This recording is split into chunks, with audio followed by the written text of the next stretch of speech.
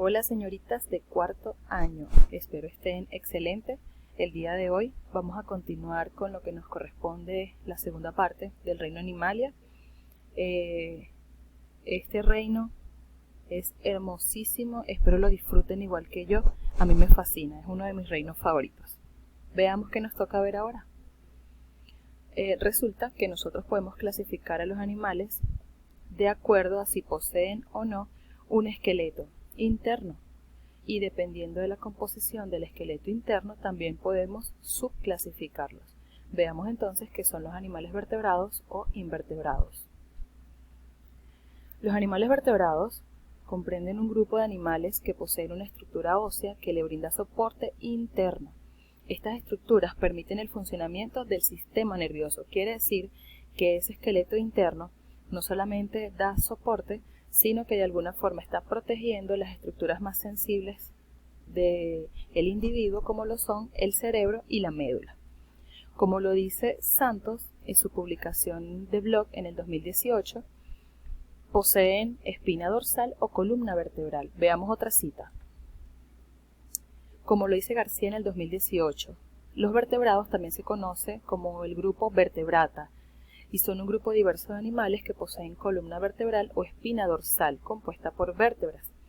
El esqueleto puede ser óseo o cartilaginoso. Fíjense lo siguiente, el esqueleto óseo es ese esqueleto que nosotros conocemos, constituido por huesos cuyas células tienen cristales en su exterior de fosfato de calcio, que son los huesos como nosotros los hemos visto.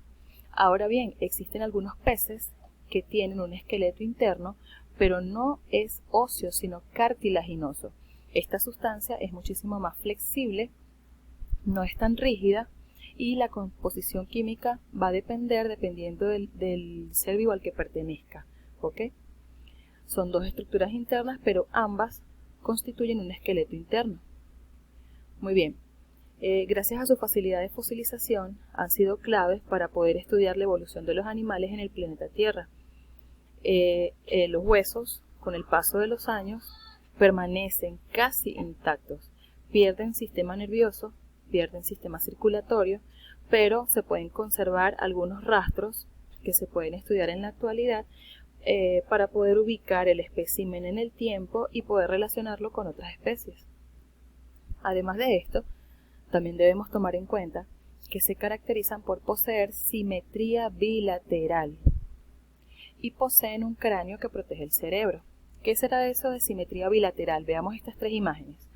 La simetría bilateral consiste en la correspondencia exacta dentro de un individuo en tamaño, forma y posición de las estructuras. Eso no es más que si yo tomo un ser vivo con simetría bilateral, le trazo una línea transversal, vertical, voy a observar exactamente lo mismo del lado derecho que del lado izquierdo.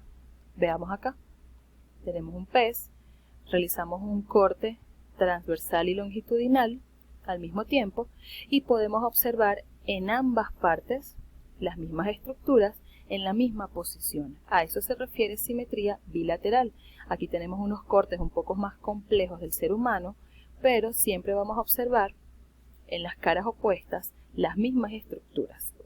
A eso se refiere simetría bilateral, pero este detalle no es específico para los individuos vertebrados, porque resulta que hay invertebrados que también poseen simetría bilateral. Sencillamente tenemos que irlo mencionando porque pertenece a este momento, pero deben tomar en cuenta que no solo lo vamos a ver en invertebrados. ¿Quiénes son invertebrados? Bueno, mamíferos, aves, reptiles, anfibios y peces. Estas son clases, y dentro de esas clases tenemos un montón de representantes. Esto es solo una representación de ellos.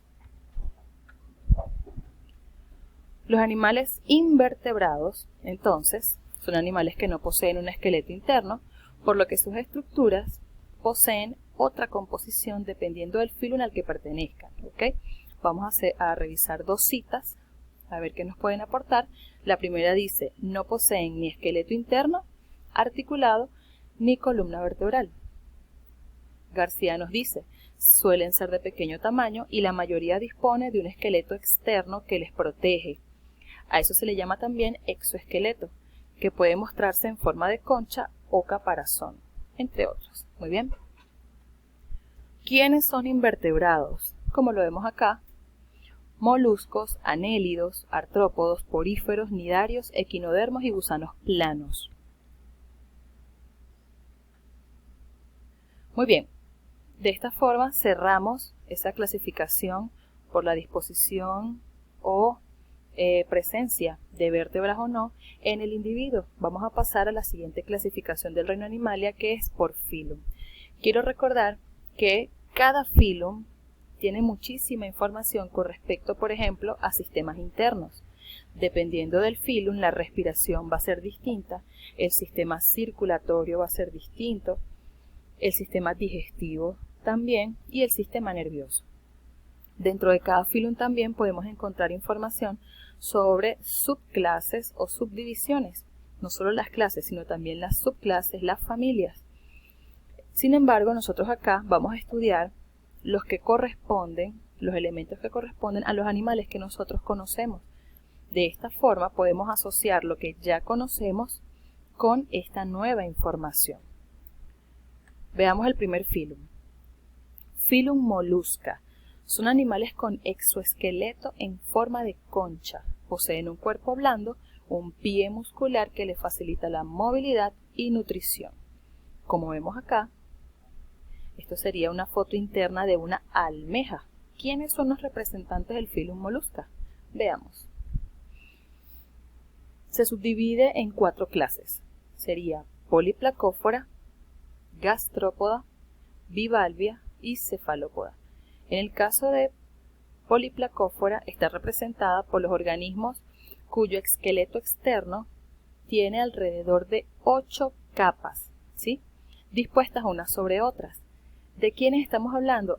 Bueno, de las cucarachas de mar. ¿Qué les parece? Sí, se llaman chitón o quitón de mar y pertenecen a la clase Polyplacóphora del filum Mollusca. Los siguientes son la clase Gastrópoda. Por allí en internet leí una publicación que decía Gasterópoda. Tendría que revisar a ver si eso está correcto, pero también lo pueden conseguir así en internet. Entonces, en esta clase, los gastrópodos tienen una estructura externa en forma de concha. Ellos se disponen hacia la parte interna de esta concha, pero también tienen parte del cuerpo por fuera y no son nada más y nada menos que los caracoles. ¿Ok? Vamos a la siguiente clase. Serían los bivalvos o la clase bivalvia, que son las ostras, y también los conocemos acá en Venezuela como guacuco, chipichipi. Hay diferentes especies a nivel mundial. Los bivalvos poseen 2 valvas o conchas que se abren y se cierran a disposición del individuo. Son filtradores y su valor nutricional es muy alto por el contenido proteico de su cuerpo. Cuando la gente se come esto en la playa, quiero que sepan que se lo comen vivo, porque la gente va, los saca del mar y así mismo se los ofrecen y la gente los destapa con un cuchillito, les pone limón y se los come. Pero eso que está allí, señoritas, está vivo. ¿Qué les parece? Muy bien, vamos con los siguientes, que es la clase cefalópoda. Los cefalópodos tienen la región cefálica bien desarrollada, el pie se proyecta en forma de tentáculos que rodean a la boca en la parte inferior de la cabeza. Además de esto, algunos de ellos producen sustancias que les permiten defenderse en el fondo del mar, y la disposición de los ojos les ofrece una visión periférica bastante amplia. ¿Quiénes son? Bueno, estamos hablando de los calamares y los pulpos. Muy bien, vamos a ponerle pausa a esta información y la van a continuar observando en el siguiente video. ¡Chao!